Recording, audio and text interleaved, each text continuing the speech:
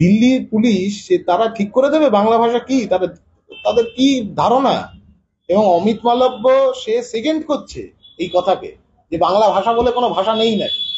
তাহলে এটা পরিষ্কার হয়ে যাচ্ছে যে বাংলা ভাষা, বাংলার কৃষ্টি সংস্কৃতি, বাংলার বিপ্লবী আন্দোলন ধারণা, মানে একদম মিনিমাম ধ্যান ধারণা গড়ে ওঠে।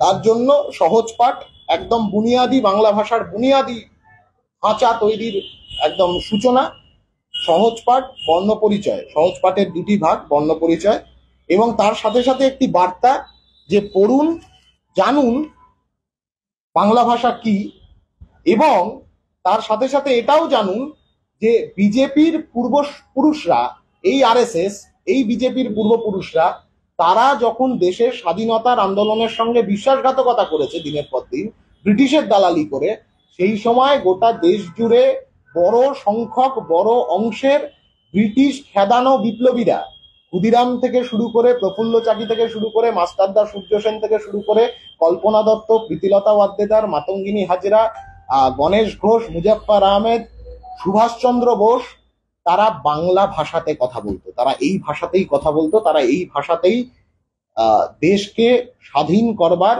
পরাধীন দেশকে স্বাধীন করবার স্বপ্ন দেখত, তারা এই ভাষাতেই রাজপথে স্লোগান তুলতো, বিদ্রোহের উচ্চারণ করত।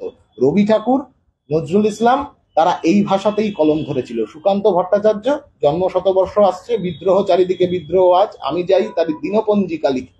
সেই দিনপঞ্জিকা, বিদ্রোহের দিনপঞ্জিকা সুকান্ত ভট্টাচার্য এই ভাষাতেই লিখেছিলেন।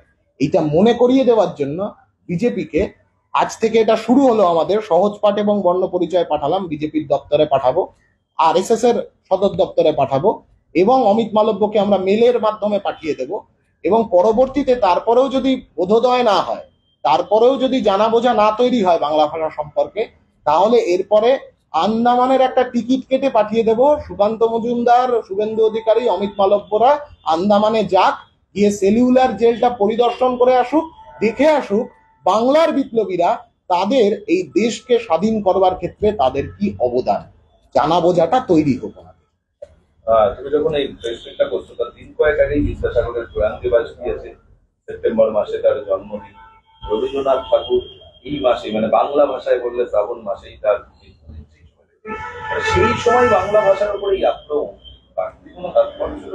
বাংলা ভাষাভাষী গরিব মানুষ, শ্রমিক, পরিযায়ী শ্রমিক, তাদের ওপরে একটা আক্রমণের প্রেক্ষাপট তৈরি করবার জন্য, এবং একই সাথে বাংলা ভাষাভাষী মানুষজন সম্পর্কে একটা অ্যাটমসফিয়ার অফ হেট্রেড, একটা ঘৃণার পরিবেশ গোটা দেশ জুড়ে তৈরি করবার জন্য এই ধরনের কথাবার্তাগুলো বলা হচ্ছে। এবং এই জিনিস আমরা এর আগে কোনোদিন দেখেছি যে বাংলা ভাষায় কথা বলে বলে একজন পরিযায়ী শ্রমিককে, তাকে জেসিবিতে করে ছুঁড়ে ফেলে দেওয়া হচ্ছে বর্ডারের কাছে। এই এই এই যে ঘৃণার একটা ঘৃণা, একটা আদারাইজেশন, অপরকরণ, এইটা গোটা দেশ জুড়ে বিজেপি এই পরিবেশটা তৈরি করবার চেষ্টা করছে। তার সেই কারণেই এই ধরনের কথাবার্তা বলছে।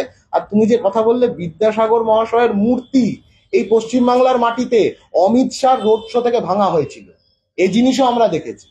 আবার এই জিনিসও এখন আমরা দেখতে পাচ্ছি যে তৃণমূলের সরকার, তাদের মদতে এইভাবে বাংলা ভাষার উপরে আক্রমণ হচ্ছে। এখন নতুন করে এরা এইসব কিছু ভাষা আন্দোলন টান্দোলন এইসব বলে লাফালাফি করবার চেষ্টা করছে। কারা করছে ভাষা আন্দোলন? না, যারা গত 1.5 দশক ধরে এই পশ্চিমবাংলার মাটিতে ভাষা সন্ত্রাস চালিয়েছে। অনুব্রত মণ্ডল, মদন মিত্রদের দ্বারা সংগঠিত ভাষা সন্ত্রাসের পার্টি, তারা নাকি এখন ভাষা আন্দোলন করতে নামছে। আমরা কেউ ভুলে যাইনি অনুপ্রবেশ সম্পর্কে মমতা ব্যানার্জির কি বক্তব্য ছিল পার্লামেন্টের বুকে। তখন উনি লালকৃষ্ণ আডবাণীদের একদম মানস কন্যা ছিলেন। আজকে এসে নতুন করে উল্টো কথা বললে তো আর হবে না। গোটা পশ্চিমবাংলার মানুষকে বিপন্নতার মধ্যে ফেলবার চেষ্টা হচ্ছে। এমন ব্যবস্থা রাজ্যের বুকে তৈরি করেছে সরকার, যেখানে রাজ্যের ছেলেমেয়েরা তারা আমাদের রাজ্যে পড়াশোনা করবার মতন পরিবেশ পাচ্ছে না। ক্যাম্পাসের ভেতর ক্রিমিনালাইজেশন, প্রাইভেটাইজেশন এমন জায়গায় নিয়ে যাওয়া হয়েছে, বাধ্য হচ্ছে এই রাজ্য থেকে ভিন রাজ্যে পরিযায়ী শ্রমিক হয়ে চলে যেতে। আর যেই পরিযায়ী শ্রমিক হয়ে অন্য রাজ্যে যাচ্ছে, সেইখানে বিজেপি সে বাংলা ভাষায় কথা বলে বলে তার উপরে আক্রমণ করবার বন্দোবস্ত করছে। এর বিরুদ্ধেই, ব্যবস্থাটার বিরুদ্ধে, বাংলাকে বিপন্নতার মধ্যে থেকে বের করে আনার জন্য এই লড়াইটা এসএফআই সহ গোটা বামপন্থী আন্দোলন তারা লড়ছে বাংলার জন্য।